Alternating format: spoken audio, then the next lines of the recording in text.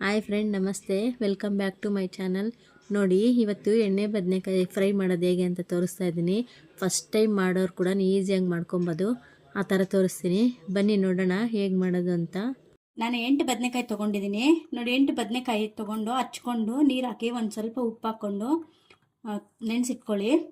1 ಇಂಚು ಶುಂಠಿ, ಒಂದೇ ಒಂದು ಏಲಕ್ಕಿ, 6 ಲವಂಗ, 1 ಇಂಚಷ್ಟು ಚಕ್ಕೆ, ನೋಡಿ ಸ್ವಲ್ಪ ಬೆಳ್ಳುಳ್ಳಿ, 1 ಗಡ್ಡೆ ಅಷ್ಟು, ಅರ್ಧ ಚಿಪ್ಪು ಕೊಬ್ಬರಿ, ಮತ್ತು 1 ಈರುಳ್ಳಿ, 1.5 ಟೊಮೆಟೊ, ಸ್ವಲ್ಪ ಕೊತ್ತಂಬರಿ ಸೊಪ್ಪು, 1.5 ಸ್ಪೂನ್ ಧನಿಯಾ ಪುಡಿ, 1 ಸ್ಪೂನು ಅಚ್ಚಕಾರದ ಪುಡಿ.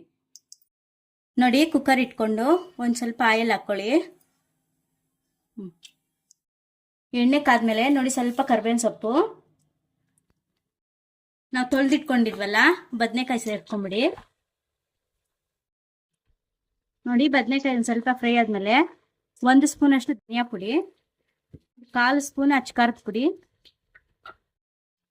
ಒಂದು ಸ್ವಲ್ಪ ಅರಿಶಿನ, ನೋಡಿ ಸ್ವಲ್ಪ ಉಪ್ಪು ಹಾಕ್ಬಿಟ್ಟು 1-2 ನಿಮಿಷ ಚೆನ್ನಾಗಿ ಫ್ರೈ ಮಾಡ್ಕೊಳ್ಳಿ.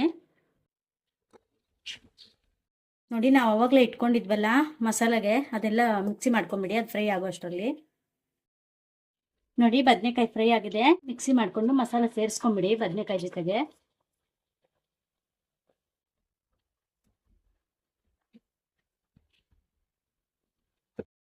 ನೀರು ಜಾಸ್ತಿ ಆ್ಯಡ್ ಮಾಡ್ಕೋಬೇಡಿ, ಸ್ವಲ್ಪ ಹಾಕ್ಕೊಳ್ಳಿ. ಉಪ್ಪು ಖಾರ ಎಲ್ಲ ನೋಡ್ಕೊಂಡು 2 ವಿಸಿಲ್ ಕೂಗಿಸ್ಕೊಳ್ಳಿ. ಫ್ರೆಂಡ್ಸ್, 2 ವಿಸಿಲ್ ಆಗಿದೆ. ಕುಕ್ಕರ್ ಓಪನ್ ಮಾಡ್ತಾ ಇದ್ದೀನಿ. ನೋಡಿ ಎಷ್ಟು ಈಸಿಯಾಗಿ ರೆಡಿ ಆಯಿತು ಅಂತ. ಸಿಂಪಲ್ ಆ್ಯಂಡ್ ಈಸಿಯಾಗಿ ರೆಡಿ ಆಗೋಗುತ್ತೆ. ನೀವು ಒಂದ್ಸಲಿ ಮಾಡ್ಕೊಂಡು ತಿನ್ನಿ. ಚಪಾತಿ ಜೊತೆ, ದೋಸೆ ಜೊತೆ, ರೈಸು, ಮುದ್ದೆ ಜೊತೆಗೂ ಚೆನ್ನಾಗಿರುತ್ತೆ.